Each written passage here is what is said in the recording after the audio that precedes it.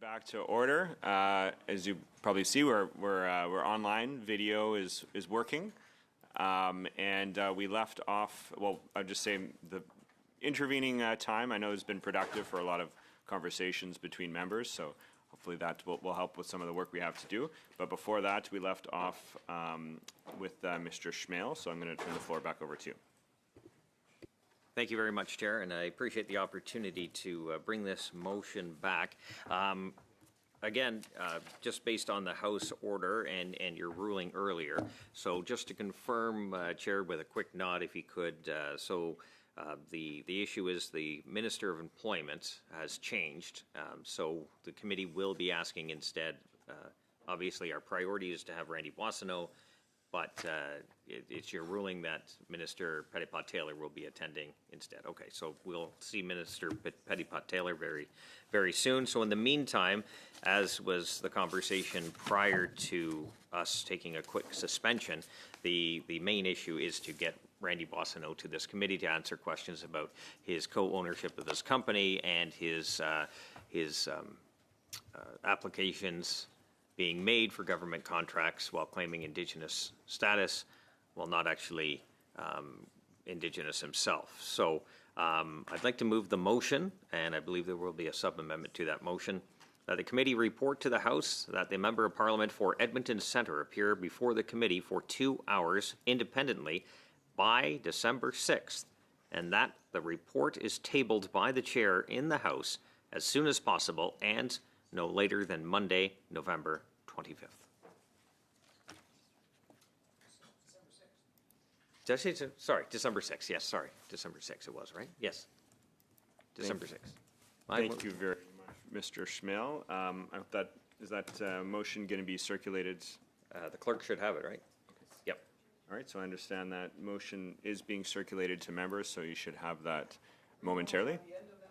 Just need to be clear what I'm amending.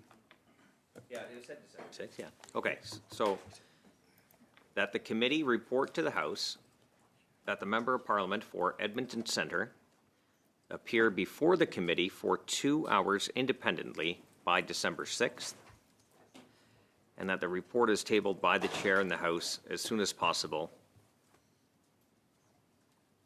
and no later than Monday, November 25th. That's a typo, obviously. Yes.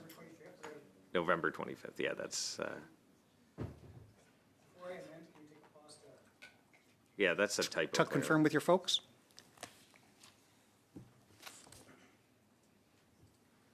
I'm just reading the copy. Yeah.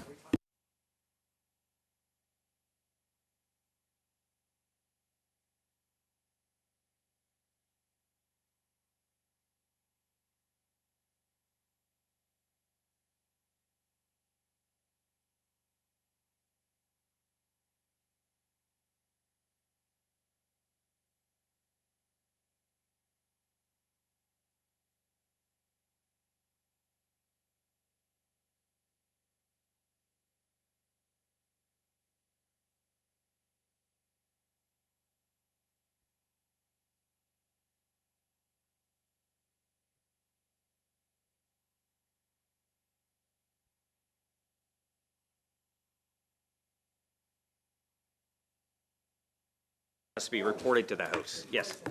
Yes, correct. Sorry, I only have one copy. It's on my screen.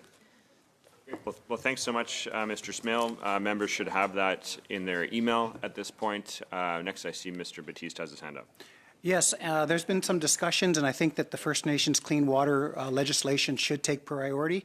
There have been some conversations, and I think everyone's on board with an amendment that says, where it says December 6th, December 6th, or immediately following the completion and reporting back of C61 to the House. That's the period, and the clerks have told us that we expect that from the end of line by line, and when we're done this in the House, from where the amendments and translations have to be, that would take no more than a week. So it works with the calendar year that we had and the motion that, as presented in the House, I believe. So that's the amendment. Do we need that in writing, or can we pass that by unanimous consent that after December 6th or immediately following the completion and reporting back of C61 to the House? Does that start November 25th? Yeah. Yep. Okay. Perfect. So thanks for moving that sub-amendment, Mr. Batiste. It looks like there's unanimous agreement amongst committee. So the motion presented by Mr. Smale is amended. And so then now I guess we'll go back to if there is any debate on the motion as amended. So is there agreement around the table for that to pass? Okay, seeing no disagreement, motion's passed.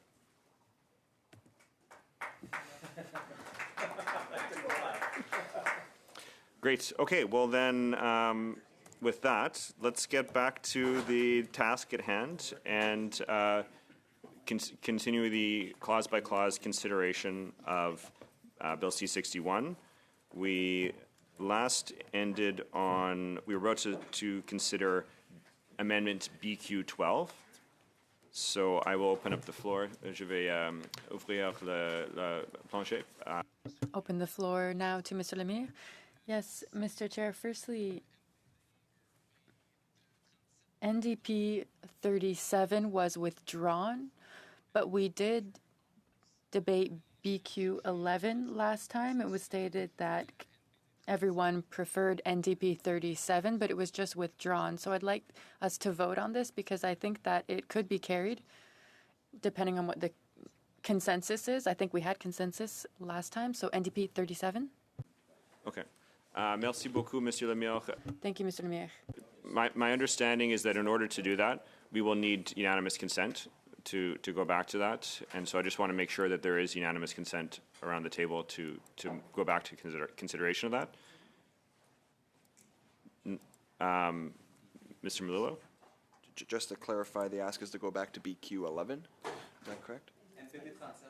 Okay, okay. NDP 37. Yes, okay, sure. Okay, so seeing there is unanimous consent here, we can go back to consideration for NDP 37.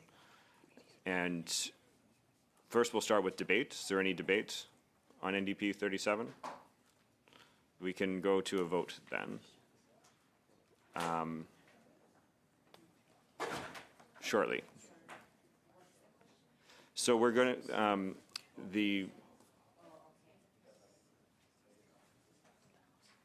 So, Mr. Lemire, we passed the unanimous consent motion to return to considering NDP 37, as it was withdrawn, but we have unanimous consent to reconsider it, and we're going to a vote. So, shall NDP 37 carry?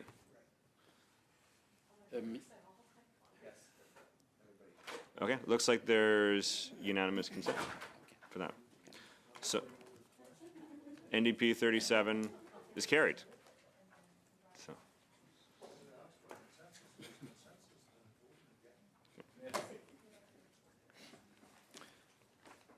Okay, so avec ça, Monsieur Lemire, on va retourner. With that being said, Mr. Lemire, we will go back to you for BQ 12. Thank you, Mr. Chair. So our amendment aims to allow First Nations to analyze their data, the important question of data, in order to receive better insurance for their community infrastructure. We know that access to data, all types of data, is very difficult for First Nations. Medical data, insurance data, amongst others. It's very important that First Nations be able to see these important elements that pertain to their population, and currently they're not able to do this. So this amendment would allow for better access to data and therefore better governance. It would allow them to develop insurance products that will be more affordable and will better allow them to better manage their assets.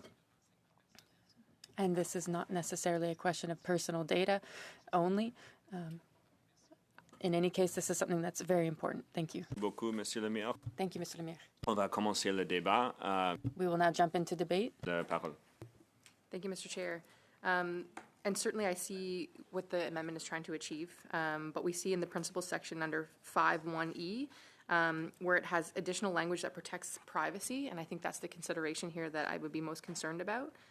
So there are existing provisions in the bill that allow for that protection, and so I'm just worried about those privacy implications just with the way that it's worded.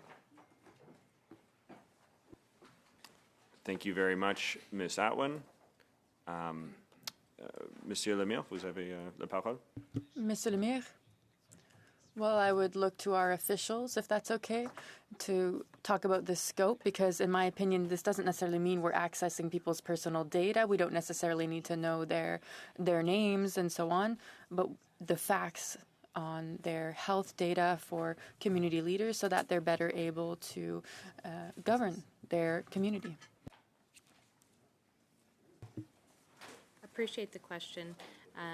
The way that the amendment is worded is it is quite broad, so it doesn't necessarily provide for those privacy protections that are already provided in Section 5 of the bill. So just kind of noting that the language in the amendment is broad, so it could be interpreted in terms of including private information.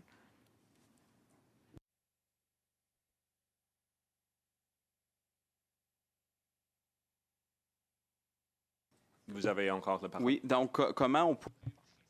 So how could we be more clear in order to meet this goal, protect people's privacy, all the while allowing communities to access this data and make more informed decisions?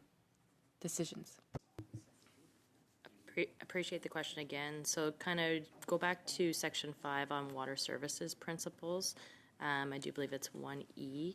That provides for that data sharing as well, and then does have the kind of carve out for privacy. That would apply to the entirety of the bill, not just the regulation making authority. So it would provide kind of additional data sharing than a regulation would. Every provision would apply to that.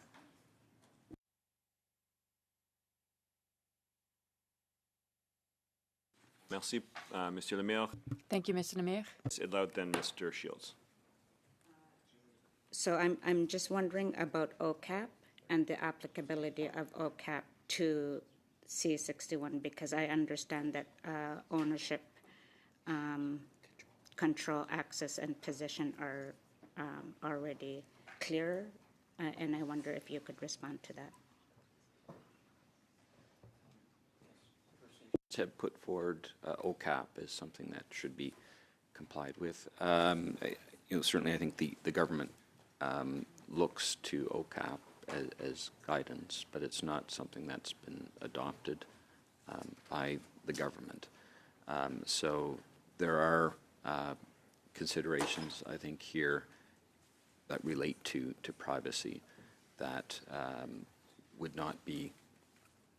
would fall outside this provision as it's put forward right now. So OCAP would not directly relate to the provision that's suggested to be amended. Should we make a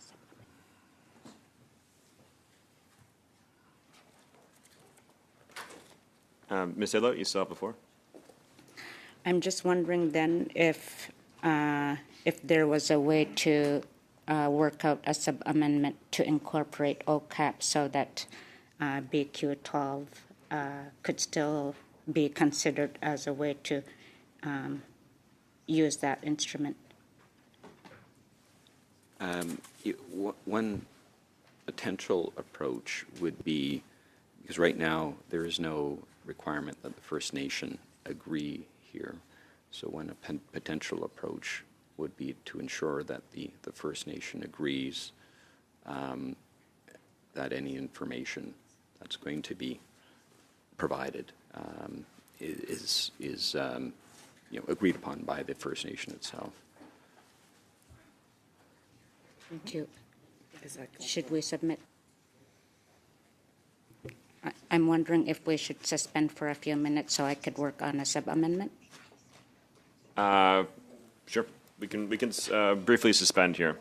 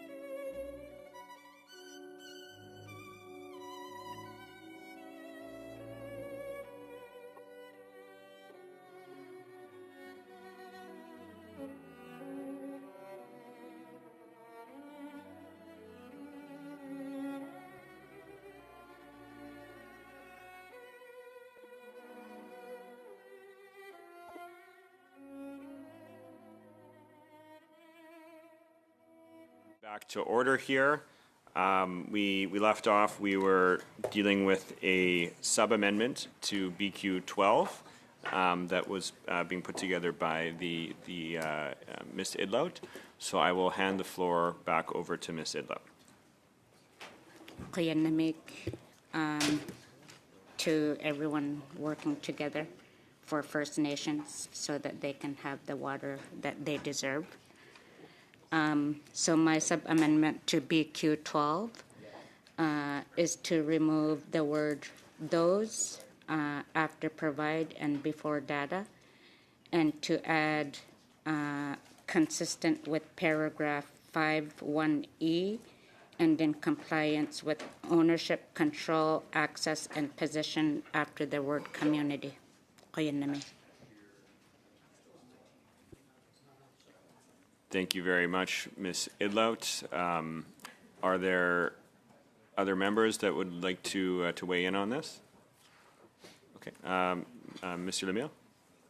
Ben, simplement dire que je supporte que ce soit.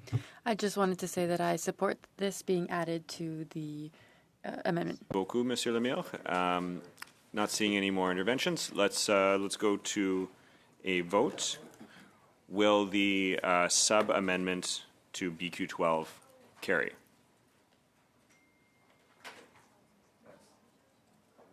Yeah. So I think we're going to go a quarter. Yeah. Okay. Don't have to. Yeah. Well, let's do that.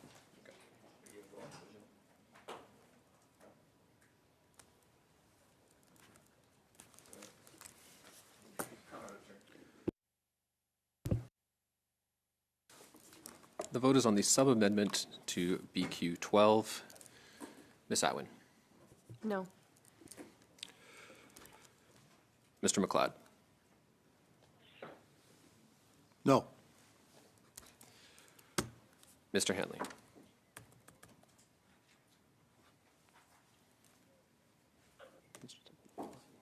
Come back. Mr. Longfield. No. Mr. Batiste. No.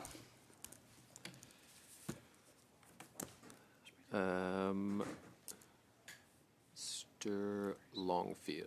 We're gonna lose it anyway, Sorry, it doesn't matter. correction. Mr. Hanley.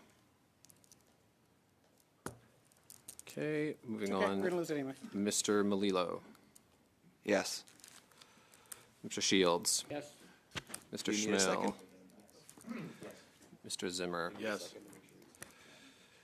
Monsieur Lemire. En faveur. Ms. Idlout. Angapunga, yes. Yeas 6, nays 4. 6-4? Yeas 6, nays 4. Yeah. So the sub-amendment carries. So we're now on to the amendment as sub-amendment. The BQ 12 as sub-amended. Is there any debate on the amendment?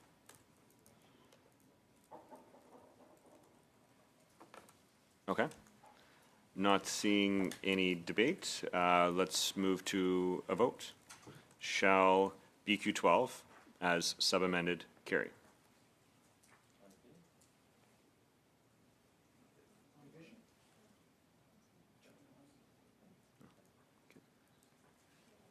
Recorded vote? Yep.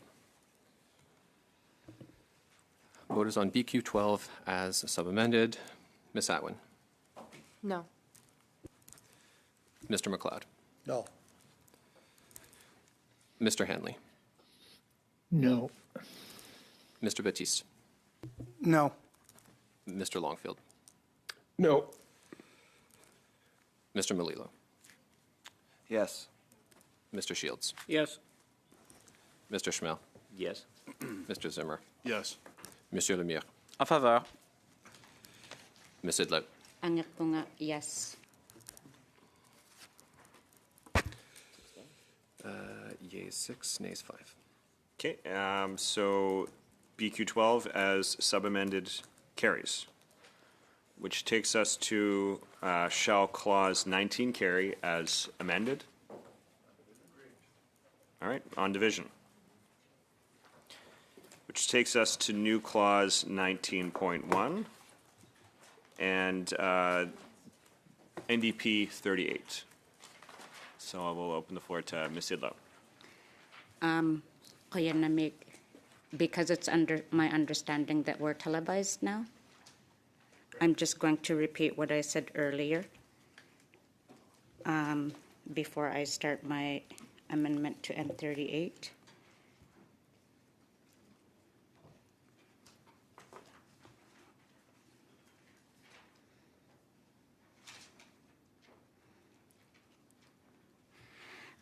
Regarding the amendment process to C61, the National Chief of the Assembly of First Nations had contacted me to ask me to remove their amendments due to the time it is taking to amend Bill C61.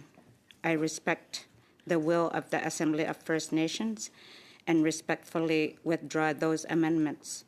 I will, however, keep the amendments submitted by independent First Nations out of respect for their jurisdiction over their lands, territories, and resources.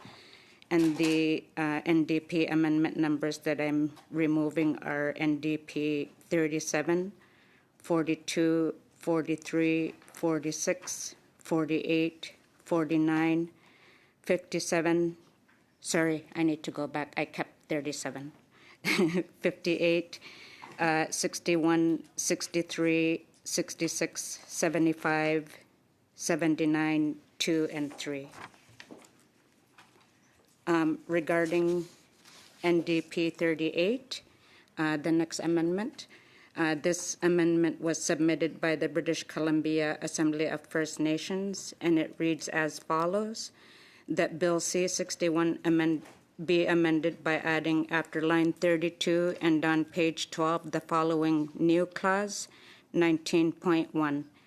If affected First Nation governing bodies were afforded a meaningful opportunity to collaborate in the policy development leading to the making of the regulations, the Governor and Council may make regulations providing for any matter relating to the application of this act or respecting water services on First Nations lands. Oyanami. Thank you very much, Ms. Idlout. Open it up for debate. Mr. Batiste. Yeah, the government sees this as already following the UNDRIP, which is in the legislation. We just see this as redundant and adds extra layer of bureaucracy unneeded, so we're going to be voting against. Thank you, Mr. Batiste. Mr. Melillo. Thank you, Mr. Chair. I do agree somewhat that I think this is already covered. However, I'm just curious to ask the officials about afforded a meaningful opportunity. That wording, I think, again, I don't want to get bogged down. We've done this a few times in the committee, but how would you view a First Nation governing body being afforded a meaningful opportunity in practice? Thanks for the question. B. It's like many conversations I had at this table, the litmus test be unclear, but there is clear language throughout the bill talking about consultation and cooperation, so I would see that as part of an analogous term that could be applied here. I'd also point to paragraph 5 sub 3, talking about free, prior, informed consent as kind of a guiding light already entrenched. Thank you. And if I may, would you, not to put you on the spot, but I guess that's kind of why you're here, to be put on the spot. So would you agree with Mr. Batiste's characterization that this it would create some redundancy? I would say not so much an agreement, but I would say that paragraph 5.3 covers some of the conditions outlined in this proposed amendment. Okay. Thank you. Thank you very much, Mr. Melillo. Not seeing any other debate. Let's move to a vote. Shall NDP 38 carry?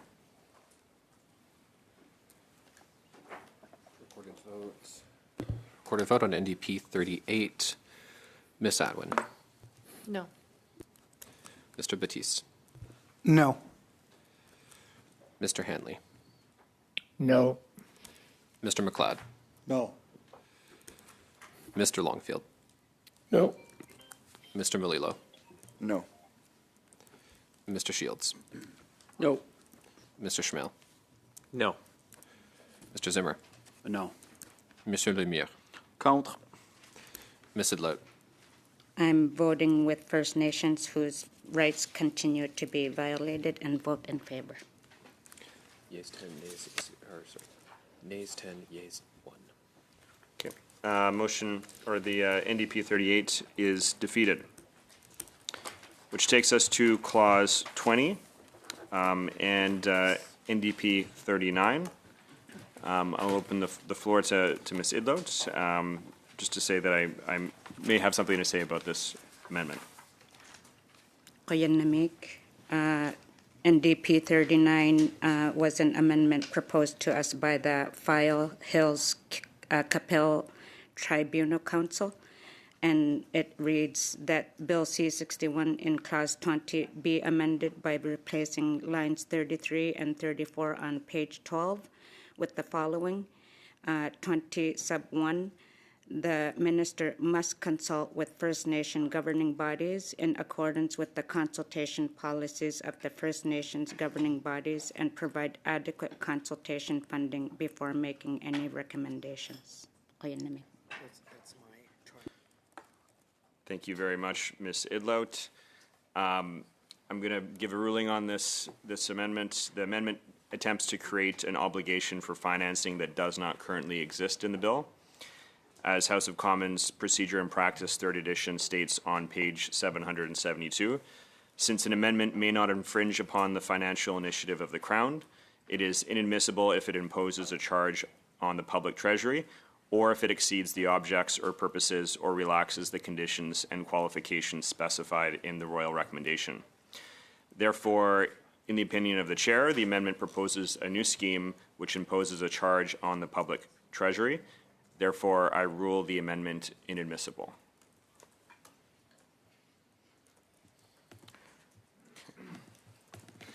So with that, I'm going to move on. Before we move to CPC 2, I'll just mention that CPC 2 seeks to introduce the concept of co-development, which also appears in CPC 3, CPC 4, CPC 6, CPC 9, CPC 10, and CPC 11. So this concept of co-development appears in several amendments. I just wanted to bring that to the attention of committee members. But with that, I'll open the floor to Mr. Melillo. Thank you, Mr. Chair. Happy to move CPC 2. I think, as you alluded to, co-development is an important aspect of this amendment. I think it's fairly straightforward. Obviously, in the Clause 20, as it reads, the minister must consult and cooperate with First Nation governing bodies before making any recommendation under subsection 19.1. What CPC 2 aims to do is to take it a step further to ensure that any such recommendation must be co-developed with those First Nation governing bodies. The aim here is to ensure that First Nation rights are being respected, that First Nation voices are being heard. Obviously, this is a piece of legislation the government has touted as co-developed or close to being co-developed. We have heard conflicting reports on the accuracy of that statement, Mr. Chair, but we hope that introducing co-development in this process will help to rectify some of that and ensure that First Nations are being heard on it. So I'll leave it there. Thank you. Thank you very much, Mr. Melillo. I will open this up to debate. If there are any members that would like to say something on this, first I see Ms. Idlout and then Mr. Batiste. Sorry, I just need to look up the preamble.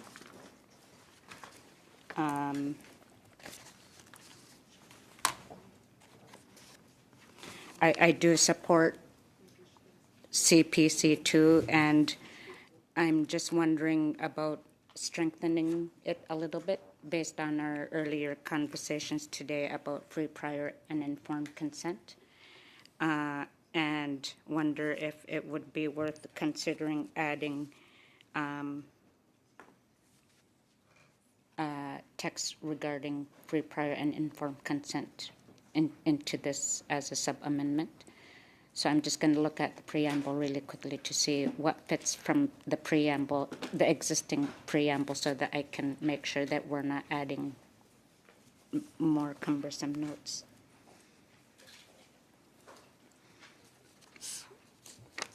So, Ms. Sidlow, if you don't mind, I'm going to turn it over to Mr. Batiste at this point just to make an intervention, and we will come back to you afterwards. So as I read Article 20 of this, it refers only to 19.1, where it says the governor and council may, on the minister's recommendation, make regulations. So it's none of this is really binding, and it seems that we're adding more bureaucracy to what is a clause that the minister may make on regulations to this. And while I definitely support the intent of it, it seems to me like we've already covered this in UNDRIP and several terms in that says consultant cooperate.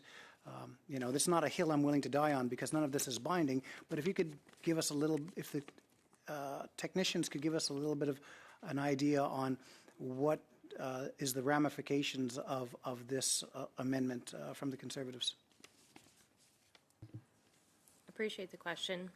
So co-development is a term similar to other terms that have been discussed at this table that doesn't necessarily have a clear definition or situated in other federal law. I'd also remark that co-development does not appear in UNDRIP itself. The terminology used in UNDRIP is really around consultation and cooperation. So kind of for consistency with UNDRIP language, that would be the big consideration around the preference with existing language on consultation and cooperation. Thank you. Okay. Thank you, Mr. Batiste. Mr. Melillo. Thank you, Mr. Chair. Just quickly, as I believe the NDP may be preparing a sub-amendment. I know I can't move a sub-amendment myself. I just would put on the record I take no issue with it. I think that the sub-amendment would add strength. So if that's something that they're looking to do, I would encourage it. In terms of responding to Mr. Batiste, he is right. Section 19, the Governor and Council may make a number of regulations, but I believe it's important that even though that is not binding, if, the way I read it at least, if the minister were to make such regulations, then, or the Governor and Council, pardon me, would make the regulations, there must be consultation, cooperation, and co-development. I think that's an important thing, even though the regulations may not come to fruition. If they do, I do believe that First Nations should be a part of that process. Co-development, of course, is not mentioned in UNDRIP specifically, but the minister has used it quite a bit, and I think that it is in the spirit of this legislation. So I would leave it at that, and look to my colleagues for any further comments. Thank you, Mr. Melillo. I'm going to turn it back over to Ms. Idlout and then Mr. Batiste. Okay, so I will apologize if my sentence is not very English. So my suggestion would be to add after bodies, after the last word, pursuant to the United Nations Declaration on the Rights of Indigenous Peoples, Article 19, or maybe switch it, pursuant to Article 19 of the United Nations Declaration on the Rights of Indigenous Peoples, free, prior, and informed consent. If that makes sense. Thank you very much, Ms. Idlout. Just want to give a brief reminder that all sub-amendments need to be submitted in writing so that we can have those translated as well. So we're going to, sorry, Ms. Sidlow. I'm okay not to submit the sub-amendment if it's going to end up requiring more time to get it translated. Okay. Thank you, Ms. Idlout. In that case, Mr. Batiste, would you like to make an intervention, or? Nope. Okay. In that case, not seeing any further debate, let's go to a vote. So, shall CPC 2 carry? The question is, shall CPC 2 carry? Ms. Atwin? No. Mr. Batiste? No. Mr. Hanley? No. Mr. McLeod? No. Mr. Longfield? No. Mr. Melillo? Yes. Mr. Shields? Yes. Mr. Schmel? Yes. Mr. Zimmer? Yes. Monsieur Lemire? En faveur. Ms. Idlout? This amendment seeks to increase First Nations engagement in these types of processes, so I support it. Thank you. Yeas 6, nays 5. Okay, CPC 2 is carried, which therefore brings us to CPC 3. And I'll open the floor back up to Mr. Melillo to move that. Thank you, Mr. Chair. Again, as you mentioned, CPC 3 is fairly similar to CPC 2, just in a different clause or a different page,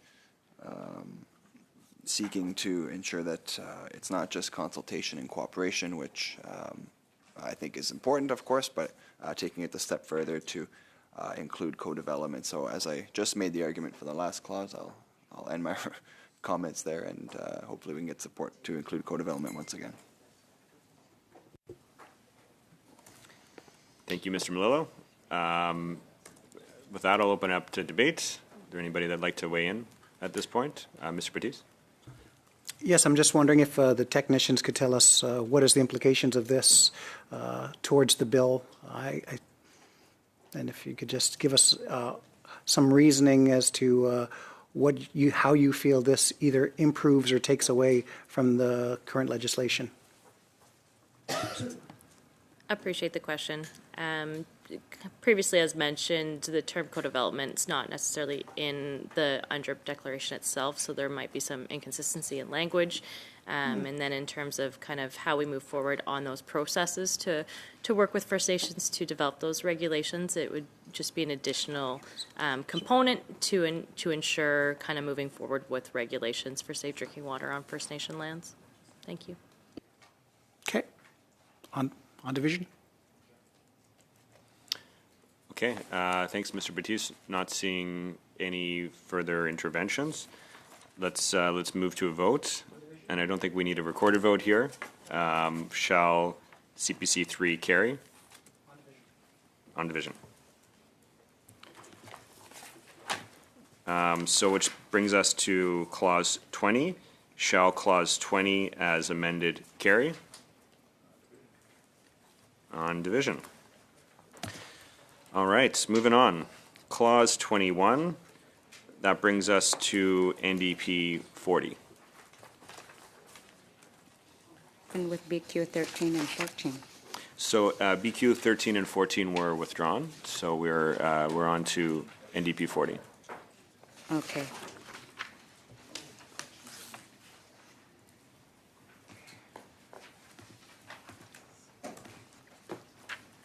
So, Ms. Idlout, the floor is yours. Can I have just 2 seconds? Sure. Or 1 minute? 1 minute. 1 minute. Okay, well, we're going to briefly suspend.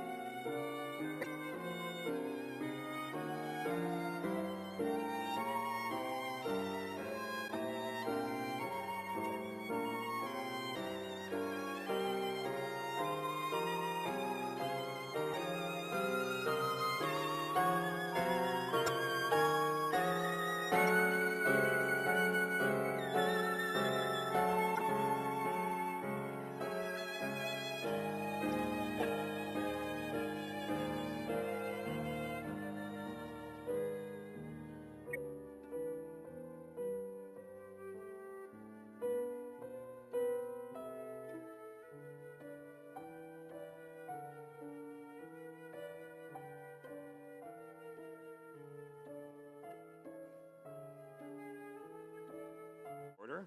And we left off, we were on NDP 40, and I'll pass the floor over back over to Ms. Idlo. Koyanamik Ixvotarik. While this was submitted by the BC Assembly of First Nations, I've noted that the CPC has an amendment similar to this that I've agreed I'll follow, so I'm withdrawing this amendment in favor of a conservative amendment that will clarify. Koyanamik. Ms. Idlout, which will be then moving on to G5 is the next amendment that we have. And so I'm going to open up the floor to Ms. Atwin to move that one. I don't know what just happened before. G5, we're just in G5. Okay, but, That they withdrew. We're in G5. okay, perfect. I was just going to ask the clerk how that impacts this if we're amending that previously, so that's great. So I move that Bill C-61 in Clause 21 be amended by replacing line 6 on page 13 with the following.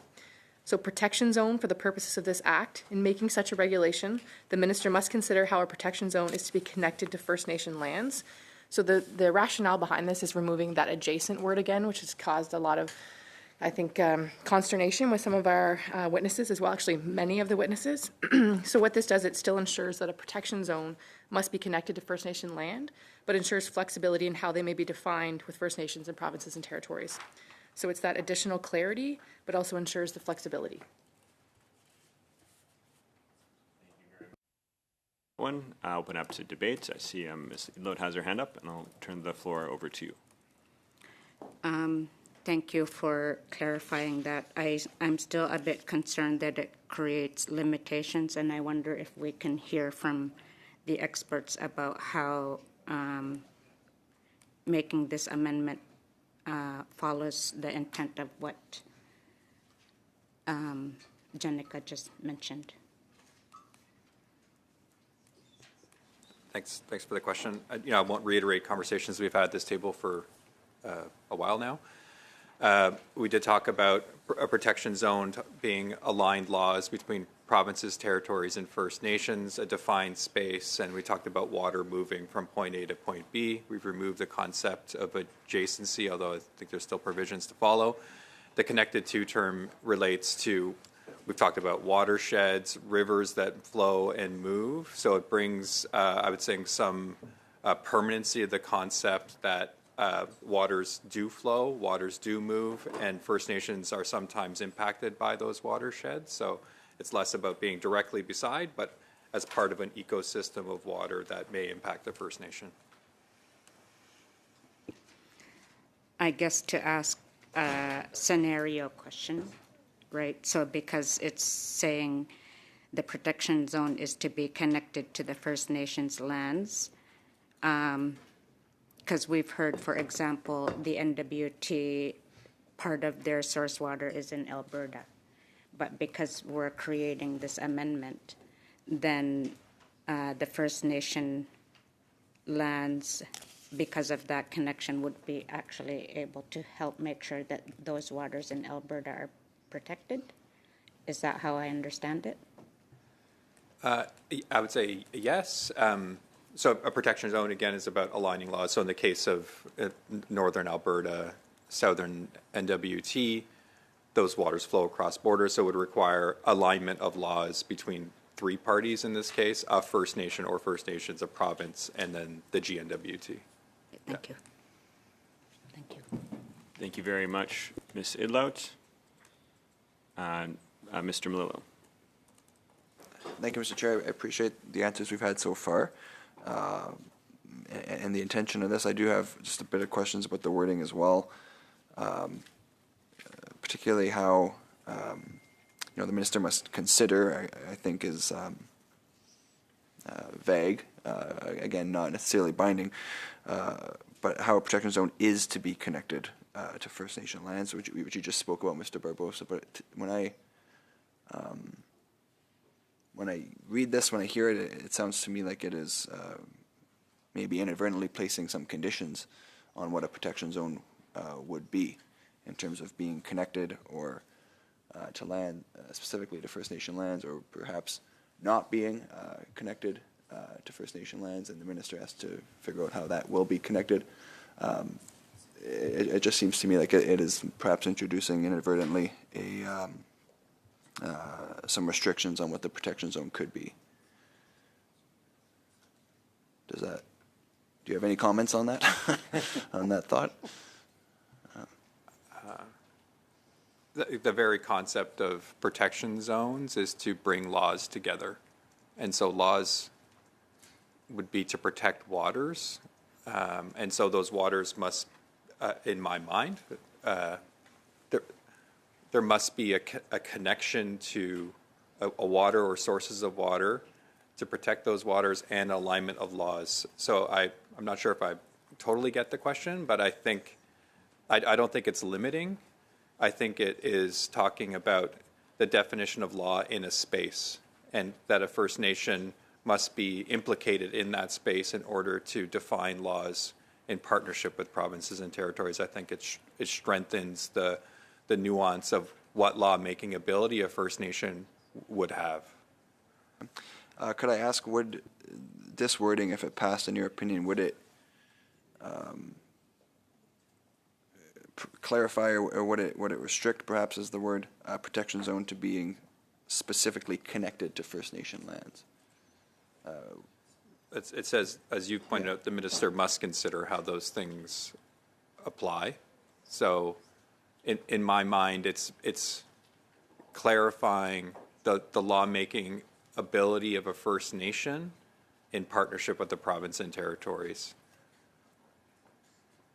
Go ahead. Yes, my understanding of this, I know that there's been some concern by both the Bloc and both the Conservatives about protection zones being undefined. We agree that we need to ensure that we don't infringe provincial jurisdiction, and that's why this extra sentence gives the clarity that the water has to be connected to a First Nation, so it's not just all waters associated in the province that is a protection zones, but that there's actually a connection to that First Nations community, whether it's drinking water, whether it's fishing. I see this doing exactly what we've been asked by the Conservatives in the Bloc to consider doing, is to ensuring that when we're doing this, we're not covering all waters associated with that province, but rather the ones that are connected to a First Nations community in terms of drinking water sources. We've had demonstrations of cases where First Nations drinking water had been poisoned in Nova Scotia or Alberta. What this hopes to do is give clarity of saying that waters that are only connected to First Nations communities can be considered a protection zone. And I think it's addressing some of the concerns that the Conservative and the Bloc has raised. Would you say that's a somewhat reasonable reading of what this statement does? It's a very accurate encapsulation. Mr. Batiste, Mr. Melillo. Thank you, Mr. Chair, and I do appreciate the comments from Mr. Batiste and his efforts to try to get to consensus here. I do. I guess I disagree a bit with the specific wording of this in what it. I don't disagree with the intentions, but I'm not sure if the wording is quite sufficient. I'd be curious how connected would be defined versus adjacency. I mean, we've gone to lengths to remove adjacency. What is connected? I mean, water flows in many ways, great lengths. At what point would a river that runs through multiple provinces be still connected to a First Nation, or perhaps not connected to a First Nation? I think that creates some ambiguity, perhaps. I don't think it's intended ambiguity on that part of the government, but it just concerns me that that could be the case. So do you have thoughts on how connected would be defined? I hate to say defined because we've been fighting about definitions for some time now, but I think it's an important point. Thanks for the question. I think, first off, it says must consider, not defined, but so it's a part of the consideration of how the laws apply. I would say, yes, some rivers are very long. Some of the longest rivers in the world are in this country. And there are also sources of water that are quite small.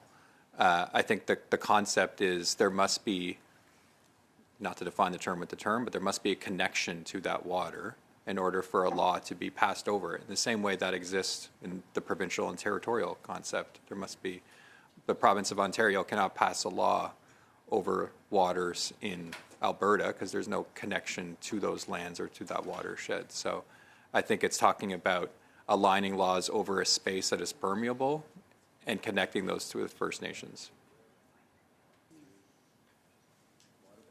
Thank you very much, Mr. Melillo. On va aller à Monsieur Lemire au prochain. Et après. Now we'll go to Mr. Lemire, followed by Mr. Shields. I just wanted to underline the fact that we will be voting in favor. Thank you for raising awareness on what we're talking about here, Mr. Baptiste.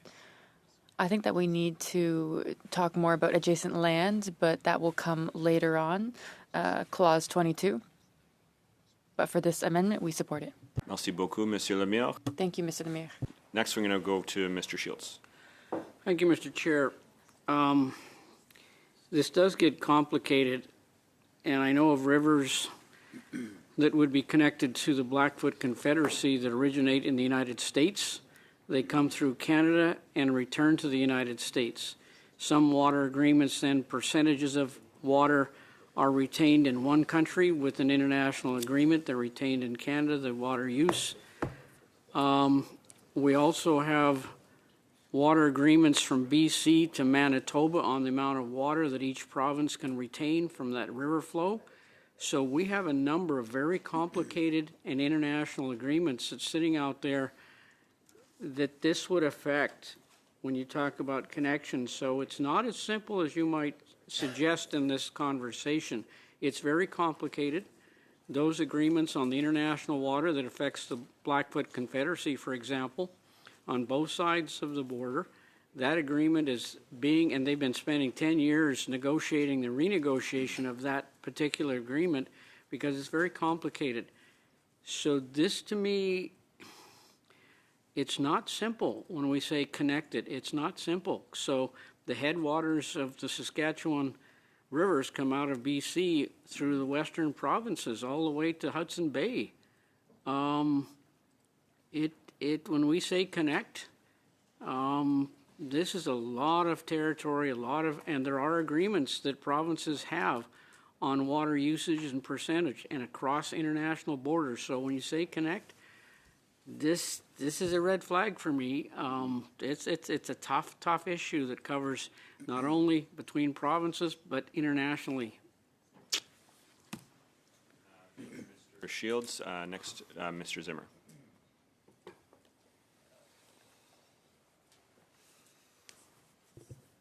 Yeah, thank you, Mr. Chair, and I just would agree with my colleague, Mr. Shields. And I mentioned in a previous committee meeting about the protection zones and how it would affect certain water bodies. And in my riding, as an example, we have the Peace River, and it goes from Alberta, BC, all the way up into Northwest Territories and exits in the Arctic. And along the way, it affects many things like and I used the example before too, but I'll state it again, natural gas. The reason why we have a natural gas project on the west coast of BC is because of natural gas from my riding. And the only way it makes its way there is because exploration has been done, production has happened, and it's needed water to produce that natural gas.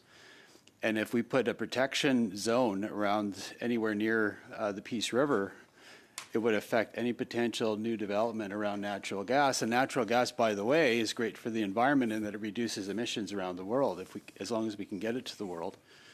So any kind of limitation that we put around that source water, that would be the Peace River, any water coming from the Peace, would have some pretty dramatic effects, not just in the province of BC, but Alberta, and really globally.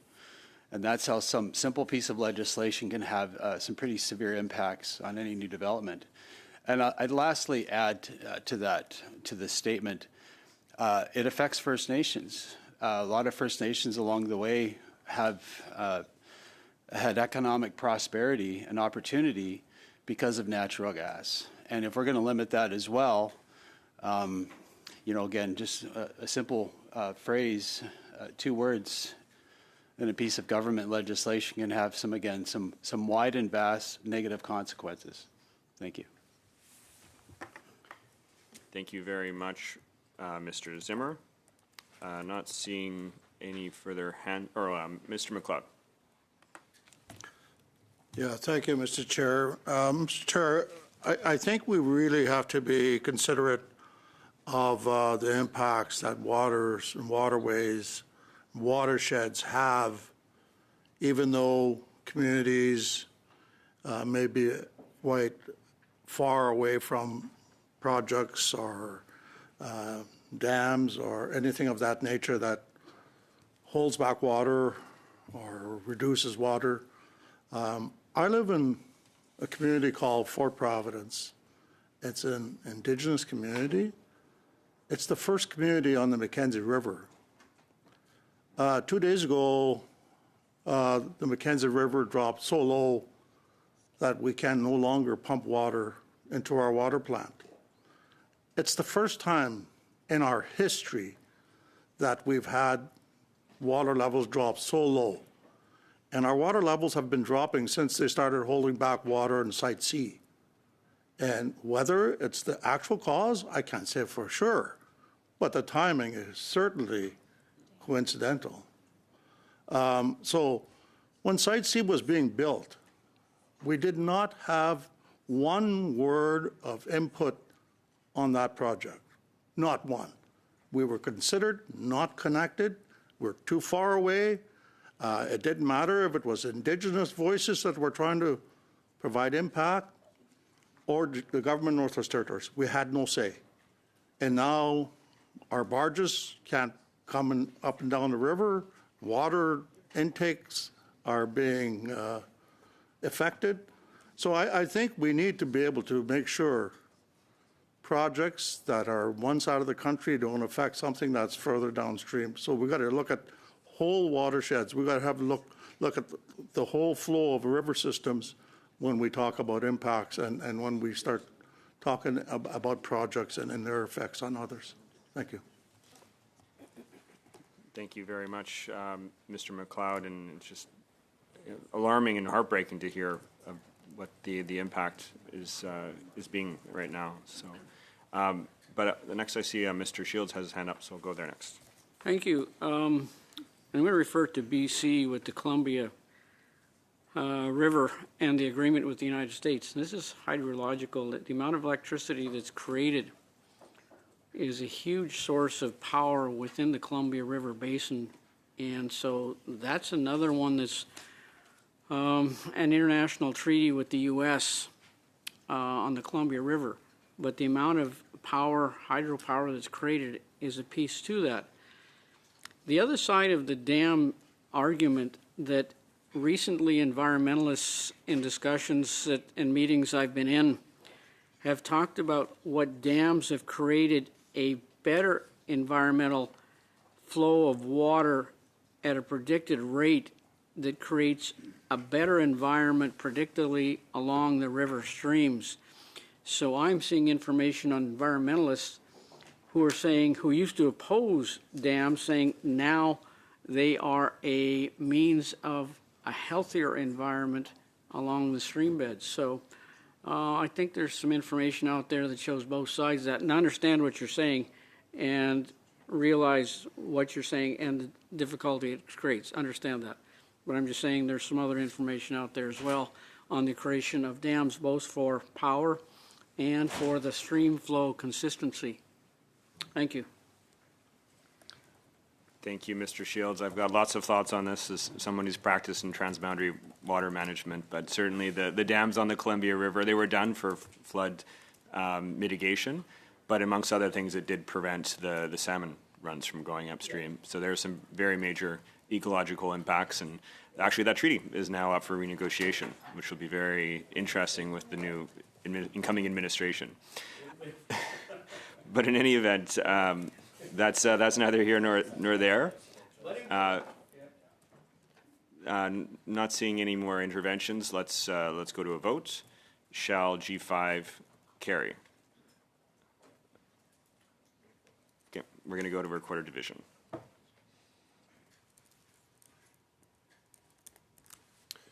Recorder Division on G5. Ms. Atwin. Yes. Mr. Batiste. Yes. Mr. Hanley. Yes. Mr. McLeod. Mr. Longfield. Yes. Mr. Melillo. No. Mr. Shields. Mr. Schmale. No. Mr. Zimmer. Monsieur Lemire. En faveur. Ms. Idlet. Angekpunga, yes. Yeas 7, nays 4. So G5 is carried, which takes us to CPC 4. Mr. Melillo. Thank you, Mr. Chair. Happy to move CPC 4 pertaining to the discussion about protection zones and the regulations minister must make. Again, this is not a new concept, at least from the standpoint of our amendments, just ensuring that any such regulation must be co-developed with provinces, territories, and First Nation governments. So that is the hope of CPC 4, ensuring that, aiming to ensure that the protection zones can be defined clearly, not get caught up in any, frankly, legal dispute, whether it be from provinces, First Nations, considering what the zones may look like. So again, and I'll end it there, hoping to include co-development, which I believe is in the spirit of this legislation. Great. What's going on? Thank you very much, Mr. Melillo. That will open it up to debate. Is there any members? Mr. Batiste. I understand that what we've asked is for consultation and cooperation with provinces that's consistent with this legislation, but this seems to add a layer of bureaucracy of co-developing different agreements on this with all of the different provinces and territories. I'm wondering, is that consistent with the legislation that we're looking at now, or would it require extra layers of bureaucracy where we're asking provinces to co-develop something and we'd be waiting on provinces for First Nations water for this to move forward in this area? I'm just a little bit concerned that by having these co-developments with province as opposed to cooperate and consultation, that it might take years for that actually to happen, where First Nations communities would not have protections for protection zones and First Nations water legislation. Am I understanding this amendment correctly by the Conservatives and what the implications might be? Thanks for the question. I think in previous remarks we spoke about consultation and cooperation being embedded in UNDA, this being absent, so certainly that still holds here. I think to your point, I don't think there's consensus even amongst many First Nations on what is the kind of the bar for co-development. I certainly would say that applies for provinces and territories. So what is being proposed would be co-developing with those three parties: provinces, territories, and First Nations. And that concept amongst even engagement with First Nations has been a tricky one, and one that you have heard many times from partners coming to this table on this legislation. And now this is being applied to provinces and territories, and I have not heard from provinces and territories what their opinion on co-development is, but I would imagine it is a very high bar and one that I have not seen a precedent on. So just to follow up, in order to obtain co-development from provinces and First Nations as pertaining to this legislation would delay implementation of this by at least months, if not years? Yeah, well, it'd be hard to put a time on it. It certainly creates a new layer, for sure, of co-development with provinces and territories. It also may detract parties from even coming together in the first place. Okay. Thank you very much, Mr. Batiste. Next, we'll go to Mr. Melillo, then Mr. Zimmer, then Ms. Sidlow. Thank you, Mr. Chair. I'm just I appreciate the concern raised. I do. I believe, however, that bringing this forward will help protect the process, ensure it's not caught up in court, in legal battles, and actually get to a place where this legislation could hopefully be effective. That is the aim of this amendment, Mr. Chair. And as mentioned, co-development is perhaps a bit of a new term in this concept, but the minister has used it many times in the context of the development of this bill. You suggest, Mr. Barbosa, that co-development could delay the implementation of this. Could I ask, did the co-development process for this legislation delay the implementation of C-61? Thanks for the question. I think the department has submitted kind of a brief to this committee on the engagement process leading to the tabling of the bill on December 11th of last year. So I won't speak more about the engagement process, but would refer members to that.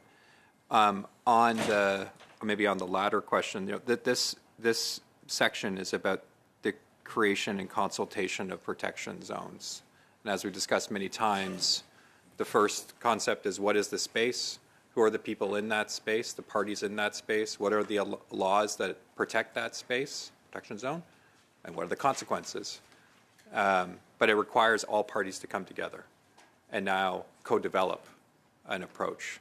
And so we've heard concerns from many First Nations, as have members of this committee, around the willingness of provinces to come to the table to support aligned laws and creating a co-developed context where provinces must be co-developed in that process may, as I've mentioned before, detract potential provinces and territories and maybe even First Nations to align the laws. And if ultimately this legislation is about empowering First Nations to create their own laws and to protect Canada's waters, there may be limitations to that effect with this amendment. Okay, I appreciate that. I think there's a lot of hands, so I'll stop there. Thanks. Thank you, Mr. Lillo. Next, we're going to go to Mr. Zimmer, then Ms. Idlout, then Mr. Shields. Yeah, I just want to support my colleague Eric Malillo just on the, I could say member for Kenora, but either way.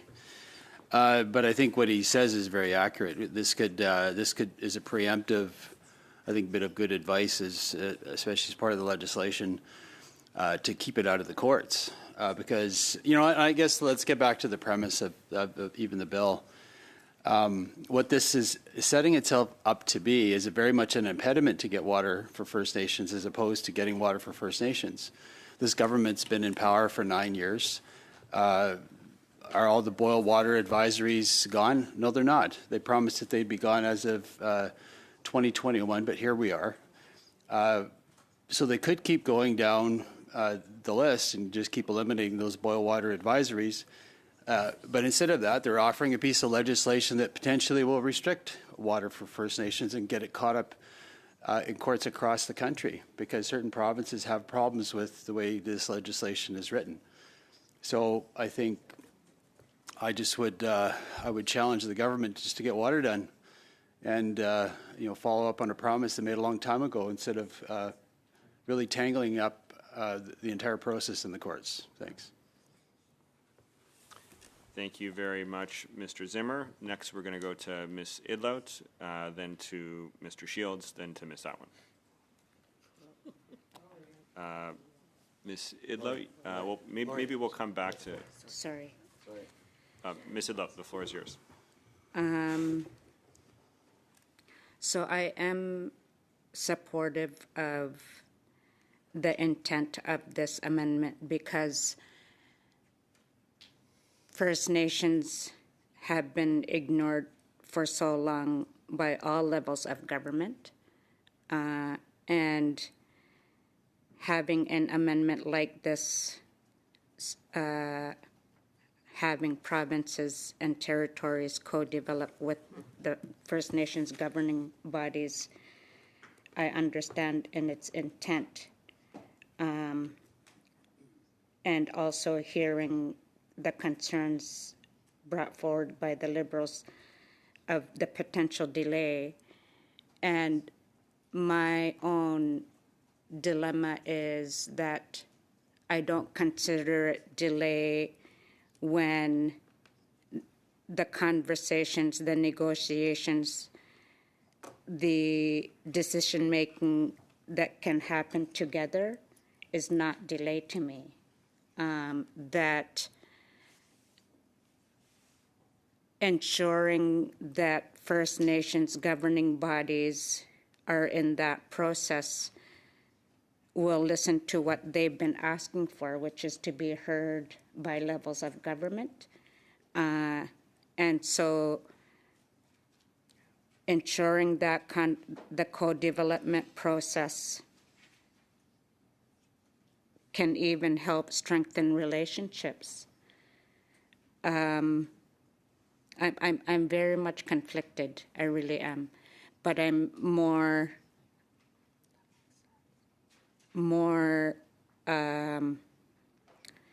leaning towards supporting CPC4 because it gives First Nations governing body another avenue to be part of a development process that will ensure that their rights are being respected. I think I've just persuaded myself that I'm going to support CPC4. Yeah. Thank you very much, Ms. Idlout. Next, we're going to go to Mr. Shields and then to Ms. Atwin. She made my argument. All right. Thank you, Mr. Shields. Ms. Atwin.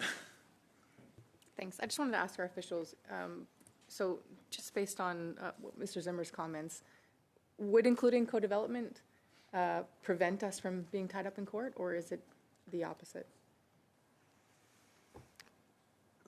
So much of our conversation has been around definitions, and we've talked about consultation and cooperation as being more of an understood term. I believe that securing the co-development of a province or a territory, how that is done by a federal minister in partnership with First Nations could be highly contentious. It could lead to First Nations, in many cases, acting alone in water management only on their lands, which I think could continue what is a current practice of litigation of First Nations against provinces to protect their waters. My concern is a lack of inaction, not litigation. I think the litigation will continue, but I think co-development will be such a high bar for provinces and territories that the entire purpose of this provision is to bring people together, and I think it may push them apart. I have just supplemental if I can. And so I'm also considering what happens if you don't have a willing participant.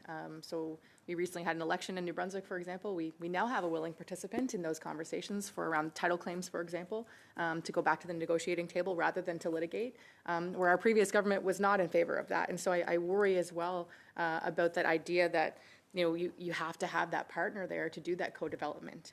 So just, those would be my concerns. Again, there's some political implications about, who's willing to have those conversations as well. Thank you. Thank you, Ms. Atwin. Next, I have Mr. Batiste, then to Mr. Zimmer. Well, I can definitely agree that if you had willing participants at the table with provincial governments and First Nations and federal government to co-develop something where the intent was to ensure that First Nations had clean water and the protection zones under this were covered. In Nova Scotia, they poisoned water next to Pictou Landing in that area for more than 40 years, and the province refused to come to the table to talk about it because of the industry that was making money and jobs.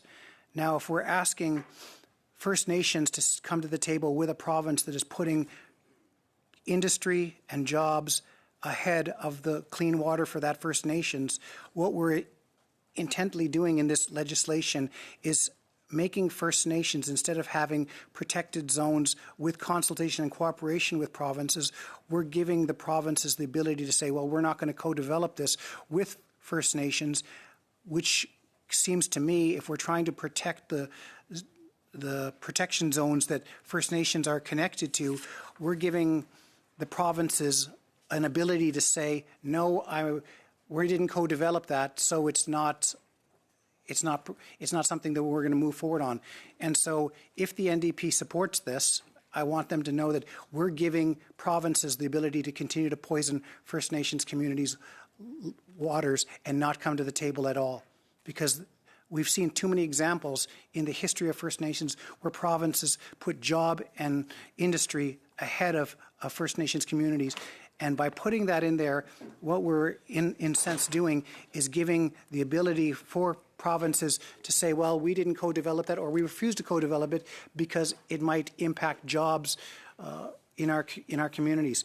And for that reason, I cannot accept this amendment, and I would strongly encourage my colleagues to have conversations with First Nations communities on what is about to transpire, because we're not giving First Nations any increased rights with this amendment. We're giving province the ability to walk away from First Nations protected zones, like what happened in Pictou Landing, where their connected water were poisoned for decades, if not generations. And I would wonder if my concerns are valid from the officials on this. Well, I think I've spoken a lot about my feelings on the bar being very high for provinces and territories. Like again, the entire provision is about creating a space for First Nations and provinces and territories to come together to protect sources of water. We've talked about that a lot. There's already provisions in the legislation that talk about ensuring that First Nations voices are heard in that process through consultation and cooperation. Creating co-development universally, First Nation, provinces, and territories will certainly increase the bar of what that process will look like, including for First Nations, but may and could detract provinces and territories to coming into that space. And ultimately, if one of the foundations of this legislation is to ensure that First Nations can protect their waters, we may be undoing this with this amendment. So that the last part again, we may be undoing one of the fundamental principles of this legislation. I can, yes. We may be undoing, if this legislation, again, let's go back to the principles of what this legislation is. Self-determination of First Nations to protect their waters on their lands. Mm-hmm. The second one is closing a regulatory gap. And the third is to create a space to align laws for First Nations and for provinces and territories to come together to protect waters together.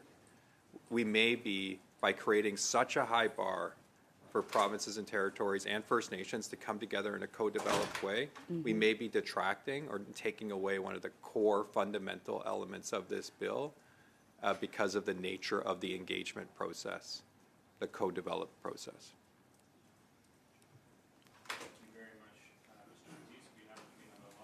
Speaking list. Next, we will have Mr. Zimmer, then Mr. Longfield, then Ms. Idlout, then Mr. Shields. And then, après ça, Monsieur le Maire. And then Mr. Mayor.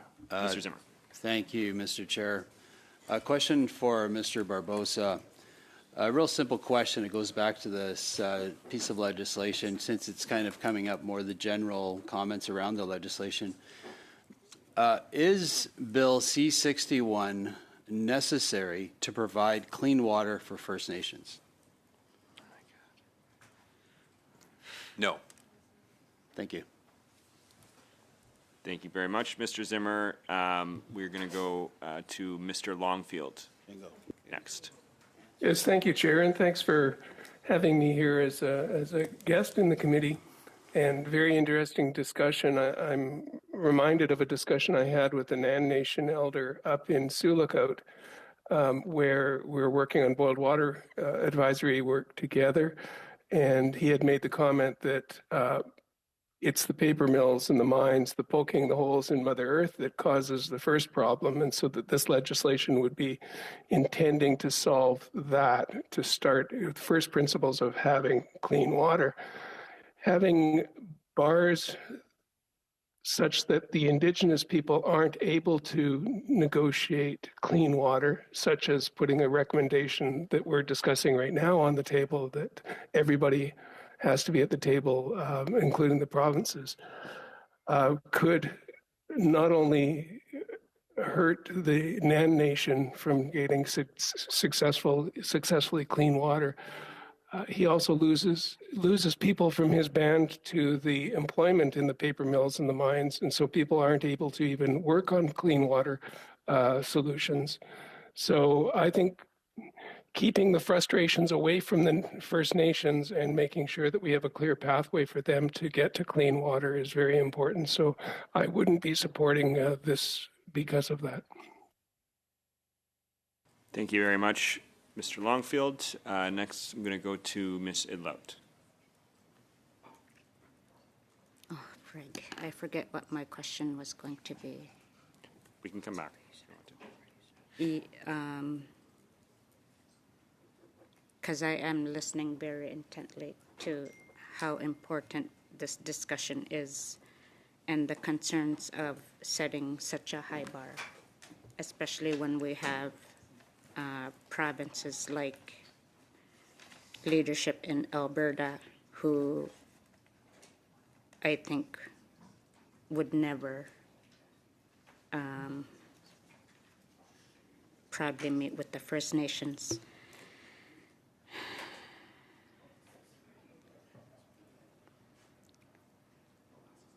I see that CPC4 looks to amend the current 21.2, where 21.2 is already about the minister must consult and cooperate with First Nations governing bodies, federal ministers, and the governments of the provinces and territories. So I do appreciate what the current bill already provides for Kuyanami. Thank you very much, Ms. Idlout. We're going to go to Mr. Shields next, et après ça, Monsieur Lemire. And then Mr. Lemire. Chair, appreciate the discussion, the input, difference of opinions. I would look at a couple of examples. The dental plan is a negotiated one. The child care was negotiated one with provinces individually, and the federal government has been working through that process, and I think they've come to a lot of agreements with provinces individually rather than as one. The challenge that some people might feel that it is problematic that there's cooperation to develop agreements. I think this is a particular issue that the cooperation is essential, and I think, as with policing, the federal government is now working with Indigenous and provincials to establishing different policing models across the country. So again, it is a cooperative attempt to deal with the policing issues, which are urgent, and Indigenous and provinces are coming to the table with the federal government to developing different policing models. So there is examples of that happening, trilateral across the country. And as I say, the federal government has been attempting to do that with specific programs with provinces one-on-one across the country, and are establishing agreements on different programs that they're setting up. I'm a little more optimistic than maybe some people are, especially on this particular topic. I think there is more consensus about coming to the table to work an agreement. I'm of the belief that a cooperative agreement is a better agreement than a mandated one, or without a partnership. And we've talked about partnerships a lot here in this particular issue, and I think partnerships make a better agreement, make a long-lasting agreement much better than excluding people from them. So I'm a little more optimistic on this than some people might be on this particular issue. Thank you, Mr. Chair. Thank you very much, Mr. Shields. On va maintenant à Monsieur Lemire. Vous avez... Now, Mr. Lemire, you have the floor. Thank you, Chair. There's a matter of principle when it comes to joint or code development, particularly when we have to deal with environmental issues and protection zones. It's fundamental that First Nations be part of the code development, and that is why we will be supporting this amendment. Thank you very much, Mr. Lemire. Baptiste, we'll go to you next. I'm 100% in favor of co-development with First Nations. The problem is it's the First Nations water, and they have the motivation to want to come to the table because it's their water. It's talking about their fishing rights. It's talking about their access to clean water. We heard from witnesses who talked about the poisoning of the very waters that their children were swimming in Alberta in tears. And if what we're saying at this is that we're not just asking for the co-development from First Nations, we're asking for the co-development of a province that could walk away and say that we're not coming to the table because of jobs, because of industry, because of political reasons. As a First Nations person, that defeats the purpose of what we're trying to accomplish here in protecting the water sources they're connected to. So if there's an amendment that we could come to that says that First Nations, I'm happy to have a strong co-development aspect of it, if that's what it takes. But to give the province the ability to not come to the table and say, we're not going to come to the table because we don't feel this is necessary, it allows First Nations water sources to be poisoned like they've been poisoned for the past 100 years. And the entire intent of this legislation is to ensure that the First Nations who live on reserve, who have been abandoned in many times by the provinces for corporate gain, this would be something that I think would be at the heart of what this purposes of this bill was trying to prevent. And it's just, I just need to be clear that this is not something that I don't think First Nations across Canada and the First Nations that I've talked to right now are agreeing is a standard that we need to put above cooperate and consultation. I want the provinces to be involved. I want them to have a say, but I don't want them to have a veto over whether they can poison First Nations communities' water or not. Thank you, Mr. Baptiste. On va maintenant à Monsieur Lemire. Mr. Lemire. Thank you. I understand the concern for Alberta particularly, but the territorial aspect is very important. And water also is part of the jurisdiction of provinces like Quebec. So, Merci beaucoup, Monsieur Lemire. thank you, Mr. Lemire. Their debate. Why don't we go to Ms. Atwin? Thank you, Mr. Chair. If we can go back a bit, I know that Mr. Zimmer asked, is this bill required to have clean drinking water? As we know, there's water treatment plants are being built. There's design phases, feasibility studies for the ones that remain. What does the bill do? Can you reiterate that for us again? I mean, you went through those three core principles, but I think it's really important that we all understand what we're doing and what this bill actually will afford to Indigenous communities. And I just really like to hear your response on that. Yeah, for the additional clarification, I think First Nations are the only jurisdiction in Canada that have no regulatory or standard regimes. So while there are clean water in many First Nations, and there's been tremendous success due to First Nations efforts, more can be done through legislation. And so the three things, again, that occur to me are affirmation of self-government on lawmaking for on, in, or under First Nations land for water and wastewater. That's paramount objective 1. Paramount objective 2 is sewing up the only regulatory and standard gaps this country has on the provision of water, which is on First Nations lands. And the third is to encourage and create a space, a legislative space for provinces, territories, and First Nations to come together through consultation and cooperation to protect waters that flow and affect all Canadians. Ms. Allen? And so just a supplemental to that, so Mr. Batiste mentioned Pictou Landing, for example, in Nova Scotia. And if this bill had been enforced under the form that we are working from, would they have had more tools to protect their community from the implications of that kind of industry and how it affected their clean water? There are currently no legislative tools to provide a space to align laws in the water context.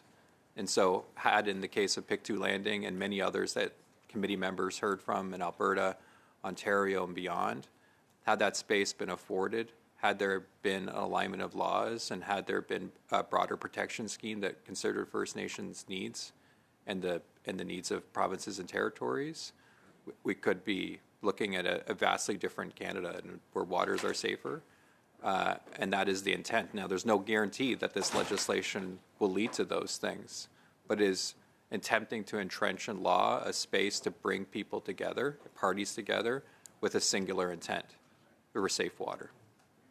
Okay, thank you. Not seeing any more debate. Let's go to a vote, and then after we'll take a brief health break.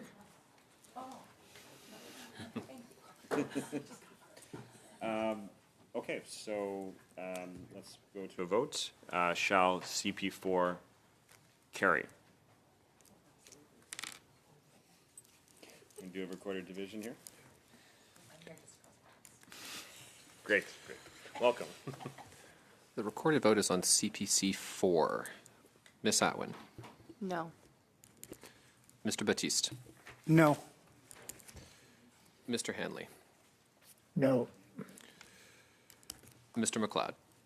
No. Mr. Longfield. No. Mr. Melillo. Mr. Shields. Yes. Ms. Vecchio. Yes. Mr. Zimmer. Monsieur Lemire. Favor. Ms. Idlot. No. Yeas 5, nays 6. Okay, CP4 is defeated, and we're going to take a brief health break, but we'll be back in 5 minutes.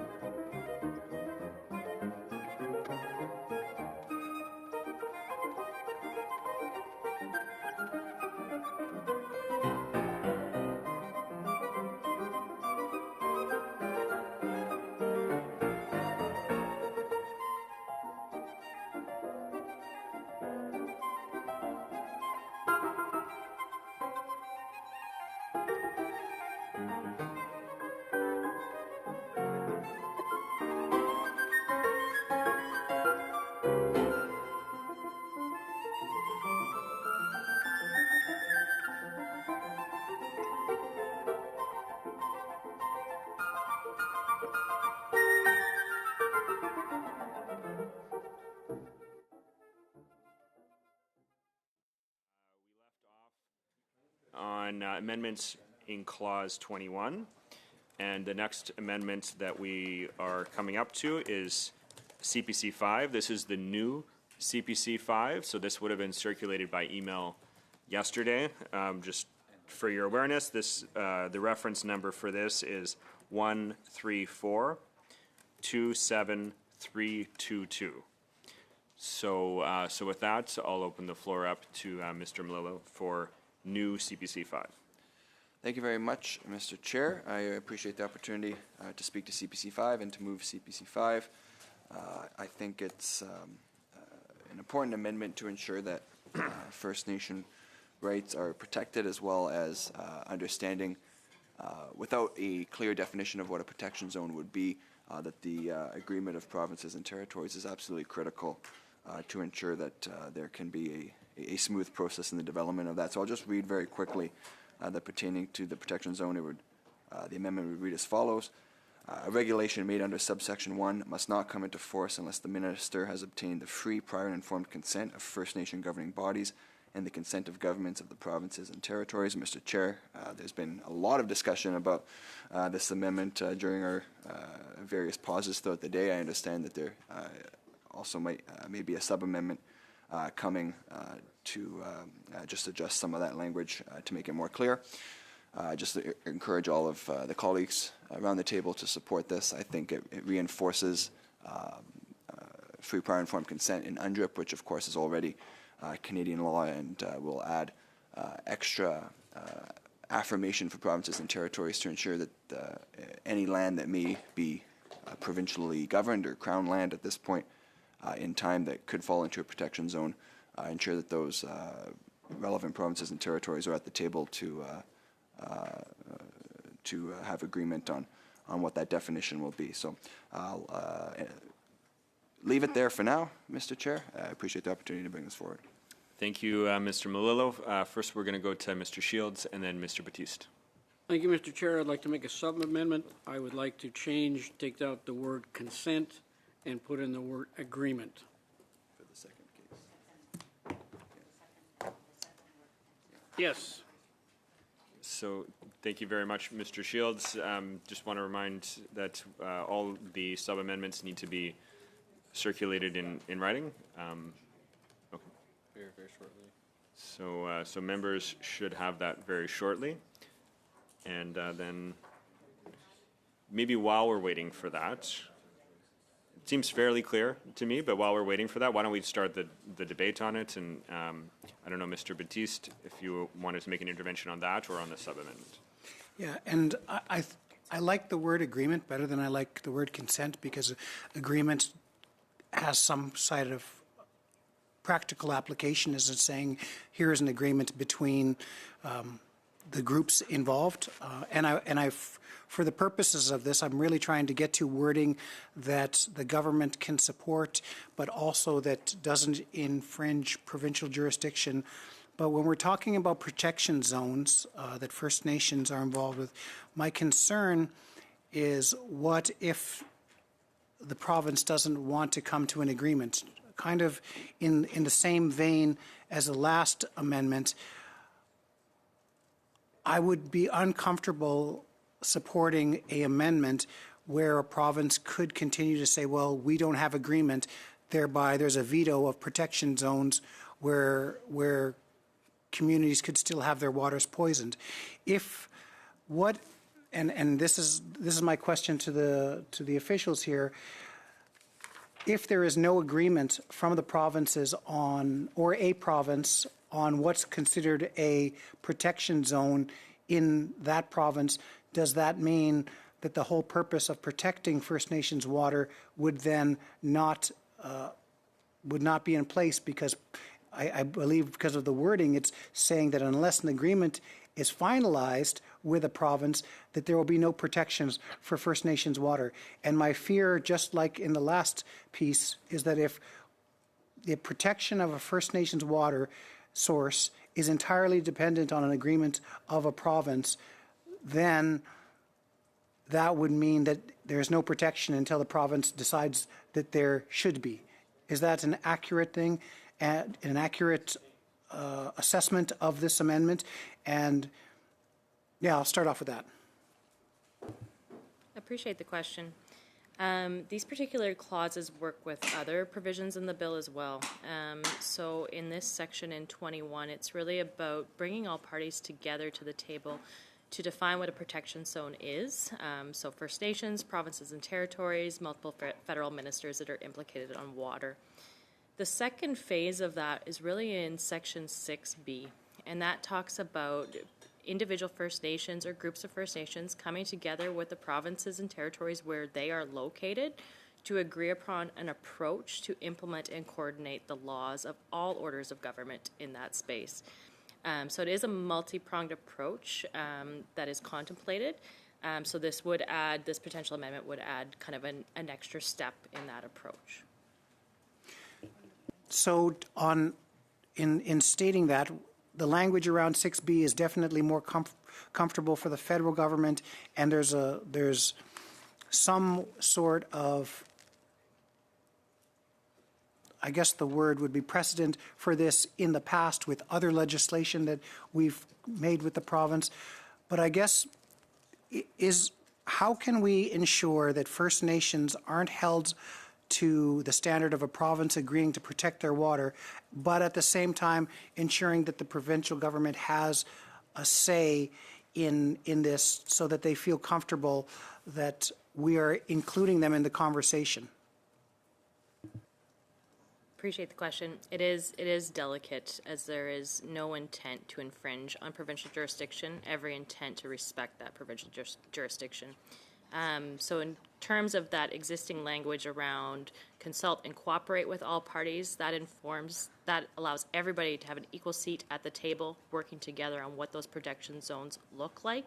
And then for the actual implementation of those protection zones, it's up to kind of willing buyer, willing seller, so provinces and First Nations to sit together and to come to an agreement or another agreed upon approach. Could be an exchange of letters, for example, with chiefs, premiers, and ministers, as another example, on how they would coordinate laws to implement actions in those protection zones. Just the last question. Is there a stipulation in this when we're talking about protection zones where where a province or First Nations be able to kind of rag the puck and delay this? Is there any kind of built-in mechanism whereby we're not delaying the protection of these protection zones? Because I feel like that, within a certain amount of time after the passage of this legislation, there should be an actual date whereby this can happen. I'm just scared that my concern is, and if you could speak to it, is that within this amendment, there's no inherent time frame for the provinces to consult and cooperate to ensure that a First Nations protected zone is actually going to happen in one's lifetime. And as someone who lives on a First Nations community, I would really like to see that in my lifetime. Appreciate the question, absolutely. In essence of a timeline, there is provision 21.2 that would require the minister to make all best efforts to ensure that those consultation and cooperation with all parties, including provinces and territories, happen. And I do believe it's 6 months. I don't have it in front of me to begin that process. Does this amendment impact that 6-month time frame? Not necessarily, as that is 21.2. This, I do believe, is a proposed amendment around 21.3, so not directly. It would be an additional step after that timeline. So, okay. Mr. Batiste. Next, I have Ms. Idlout on the list here. Ms. Idlout, floor is yours. Thank you, Chair. I'm just wondering about the second, the amendment. Even if the word, the second consent word was changed to agreement,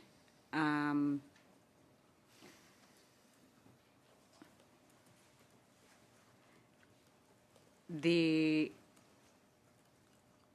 impact of this amendment if it were passed, because we're talking about differentiations right now between jurisdiction in section 6 and then agreements in section 21. So when while I appreciate your feedback about the importance of outlining it in jurisdiction, but in terms of when we're talking about Article 21 in agreements, and this is similar feedback that I've shared about how important it is that First Nations are finally given the legal platform to have their voices heard in these kinds of things. Because what I appreciate about the first consent, that the minister has obtained the free, prior, and informed consent of First Nations governing bodies, I'm a bit more concerned about the governments of the provinces and territories.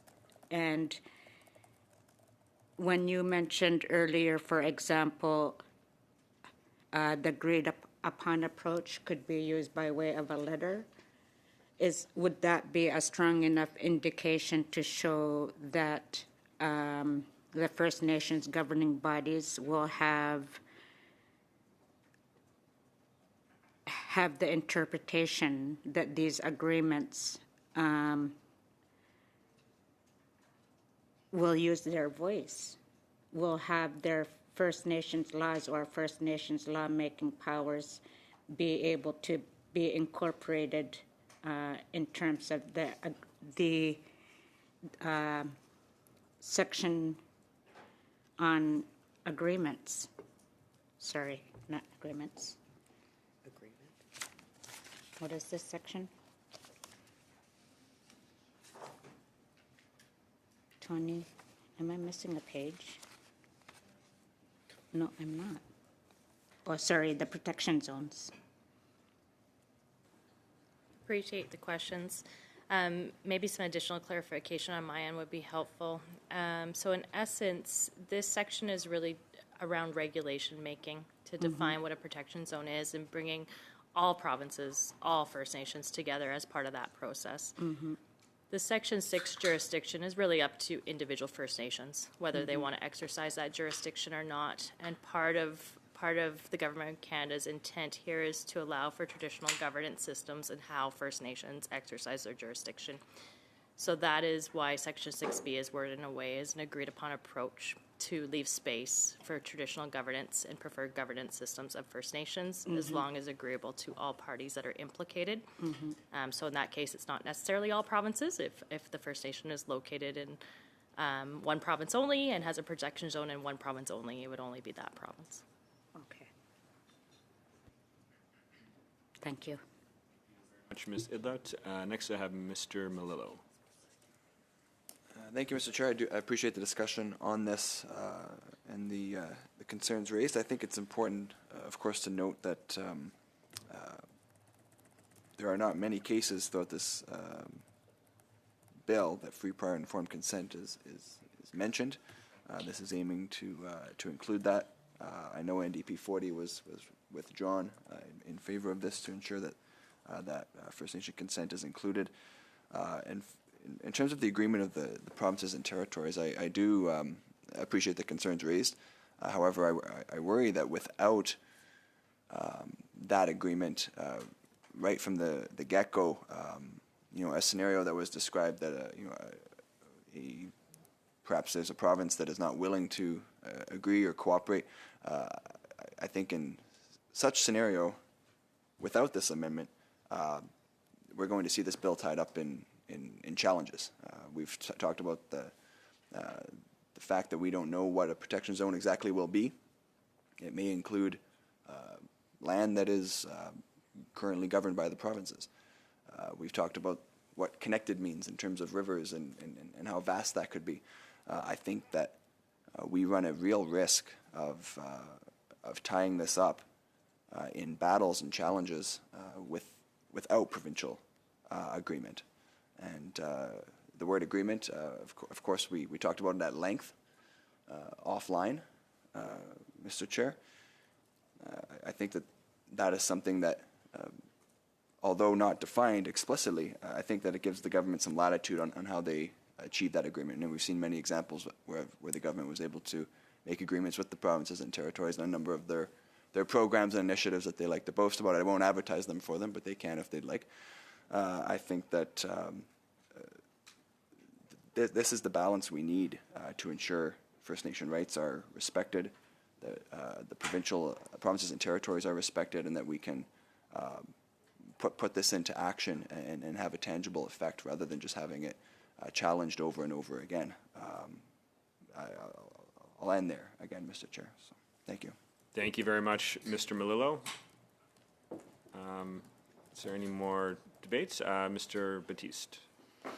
Once again, I like the word agreement better than the word consent, but I do want some sort of protections for First Nations communities that protecting as a water source that's connected to them, whether it's how they have their drinking water, whether that's their fishing zones, that there is some kind of protections that the First Nations would get these things protected within the purpose of this bill without it being dependent on an agreement with the province. I'd like to believe that provinces would have a moral obligation to want to ensure that the water sources of First Nations communities are protected, but they may not have any other incentive besides that, especially with competing things like industry, corporate greed, and, costs that provinces might have to associate. And I'd hate to have that held up, the entire purpose of this legislation, because a province refused to sign on to agreement that is the essence of this legislation to be able to protect these water sources for First Nations communities. And if there was a time frame, or if there was something inherently built in that provinces would have to do so in a timely manner, in good faith, upholding the honor of the Crown, I could possibly support that. But as written, it gives the province the ability to say, we don't want to come to an agreement with First Nations communities over protected zones that they may be drinking from, they might be fishing from, they may be reliant for passage of barges, such as Mr. McLeod said in the Mackenzie River. And I would hate to say that when we had the ability to define protected zones in a good way, that we left all the power in the hands of the province that it's been in for the last few decades, if not generations, and that we failed to reach a consensus on how we can both ensure that First Nations have those protection zones completed, but at the same time giving the province the ability to weigh in. And I think the consult and cooperate might still be the best wording on that. But I know that this is a contentious part of this bill, and I'd hate to move forward in a way that doesn't have the Bloc or the Conservatives on board with protecting provincial interests, and I know that's an important thing for them. So I think that the discussion needs to be is what is the correct wording that we all leave here comfortable that the community, that not only the First Nations are protected, as I am from a First Nations community, but also that the provinces have a reasonable say upholding the honor of the Crown. Thank you very much, Mr. Batiste. Mr. Melillo has his hand up. I'll turn it over to you. Thank you, Mr. Chair. As no one else was intervening, I again appreciate the concerns raised. I do reiterate that it is my belief, without provincial agreement and territorial agreement, that this bill will become almost unenforceable at all. But I'd say as well, there are I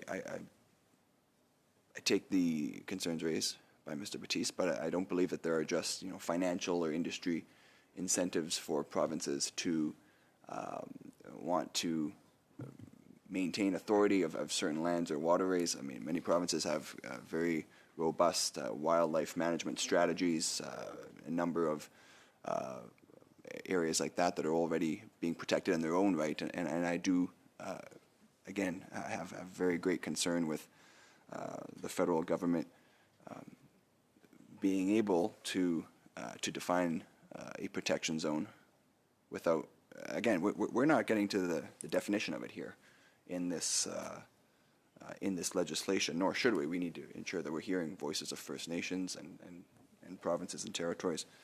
But we have to set this up in a way to be successful and to be collaborative. I do believe this is the way forward, and I'd encourage my colleagues to vote in favor. Thank you very much, Mr. Melillo. Ms. Idlo. Could I just ask the experts what the practical effect of this amendment would be if it were to pass? Appreciate the question. Without the consent of all First Nations and without agreement of all provinces and territories, it could make it difficult for First Nations and provinces to work together to support the exercise of First Nation jurisdiction in protection zones.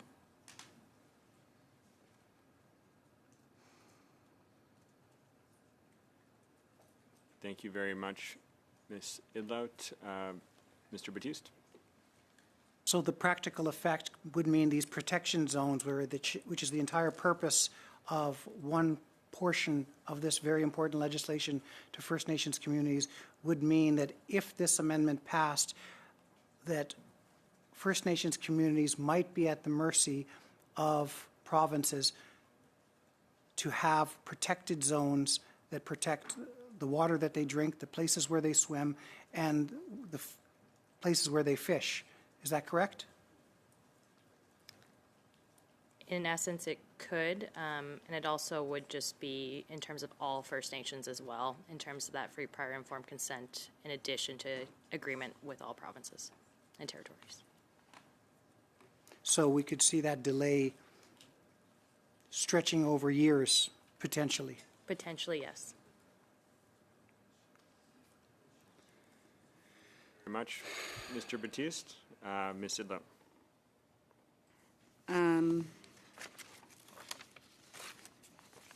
So I was reminded of a story. I wonder if it's in here.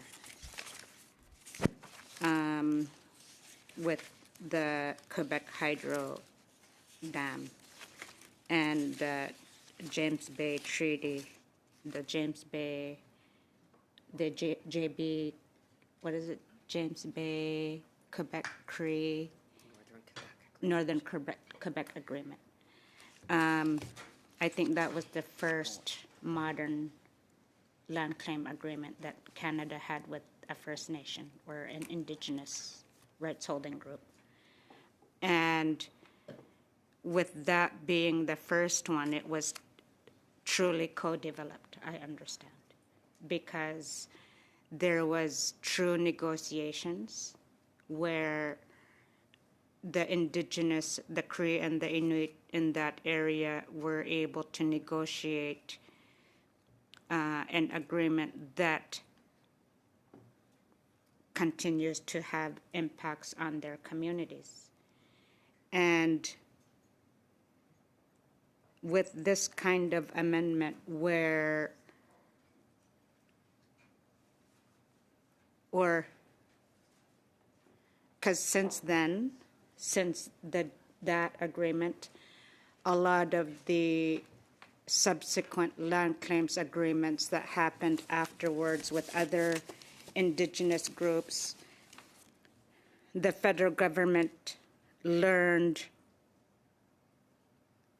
with each negotiation to water down subsequent Indigenous groups. For example, Nunavut Land Claims Agreement, we had to extinguish some of our rights for it. So with this, I'm wondering, to learn from those kinds of lessons, if this amendment were to go through without talking about delay, but talking about the dialogue and the content of that dialogue, what kind of impact will it have on First Nations governing bodies who have not been able to rightfully exercise their rights as First Nations governing bodies because they aren't being given the equal platform to be First Nations governing bodies?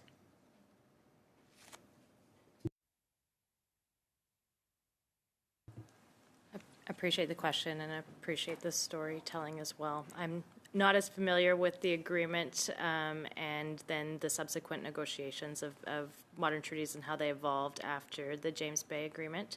But in terms of, to repeat kind of what I've said, in terms of requiring kind of that broad consent of all parties on a definition of protection zone prior to entering into agreements or entering into coordinated approaches to coordinate laws with First Nations and implicated provinces and territories, there is the potential for that to take significantly more time in terms of that coming together to support First Nations in exercising their rights.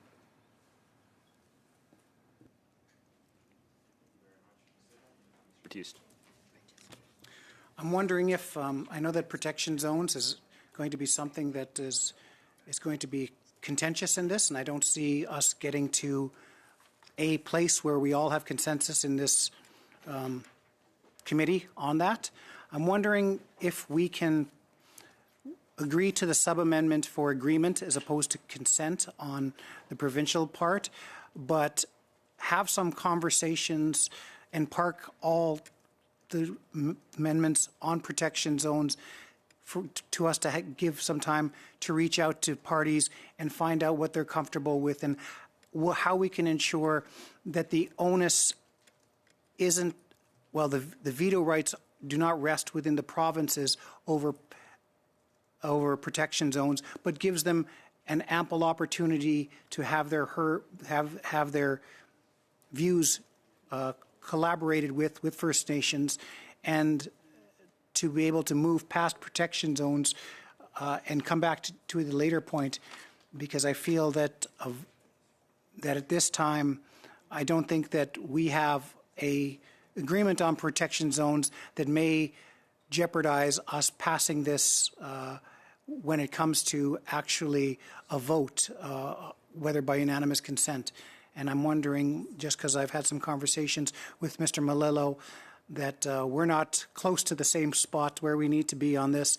And I'm wondering if the Bloc and the NDP would be agreeable to parking the discussion on protection zones, whereby giving us the government an opportunity to reach consensus on how we can best balance First Nations communities' need to protect their protection zones with provincial governments wanting to ensure their jurisdiction is met in a balanced way. Thank you very much, Mr. Batiste. And just going to comment on this before opening it up to others to make a comment. So we could vote on the sub-amendment now and then stand to this clause such that we would come back to it at the very end. Just to note, we did the same thing for the definitions. So we would go through the rest of the clauses and then the definitions and then end with this, which would give time for that type of conversation to happen. So with that, I'll open it up for others to make an intervention on that, and starting with Mr. Malillo. Thank you, Mr. Chair, and I do appreciate the way in which Mr. Batiste is trying to collaborate and get to a point where everyone can be happy with this. Obviously, this is a very important aspect of the legislation, so I have no issue with taking a bit more time to discuss it. I would suggest as well, though, that we do dispose of the sub-amendment at the very least, if there is a agreement to include the agreement rather than consent for provinces. I think that that's something that's a relatively simple change that we can dispose of. Thank you, Mr. Malillo. Any other thoughts? Okay, so then do we need to move a motion for that? Or just how does... So is there unanimous consent? Or so first, do we want to vote on it then? Okay, so let's, are we ready to vote on the sub-amendment then? Okay. And it looks like there's unanimous consent for new CPC 5 to be sub-amended. And then the next question will be, do we have unanimous consent to stand clause 21 so that we return to it at the end? Okay, so we will let that stand, and which will take us to clause 22. And the First Amendment in clause 22 is BQ 15. Monsieur le Président, donc l'idée... Thank you, Chair. As previously stated in the previous clause, it's the idea of zones that are adjacent to First Nations zones. It's not simply talking about protection zones, so we are trying to specify and clarify what we would expect to see in other debates, and this is something we could see or encounter during co-development discussions or other discussions. Merci beaucoup. Thank you very much, Mr. Lumiere. Just to note that BQ 15 and G6 are identical as well. So any debate? Mr. Melillo? Just a point of clarification. Would this amendment also remove, my apologies if I missed it, would it remove the adjacency as was done previously? Just to see if I'm reading it correctly. There we go.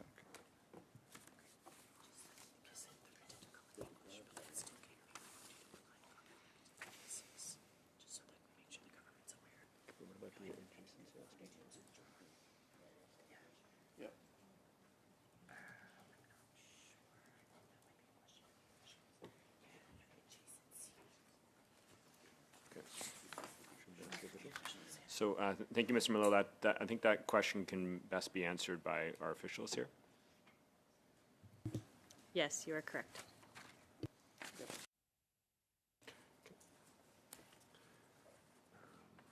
Okay, so I just say if it's moved.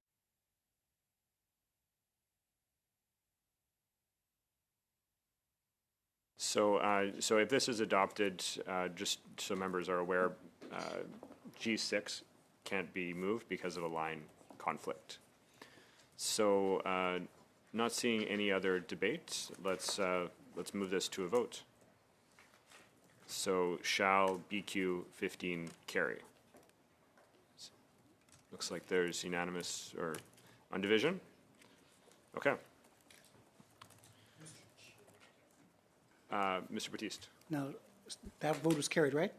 Carried. I understand that there are some time constraints around the 1:30 p.m. deadline for some of us, and we've had a full day. I think we've had a productive day. We've got 10 minutes towards that. Do we want to get into introducing something that we probably will need further debate that's going to last more than 10 minutes, or can we call it a day and say, well done?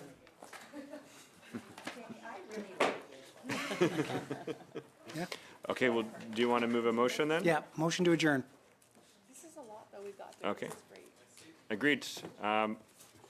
Committee's adjourned. Good job, guys. This is excellent. Merci aux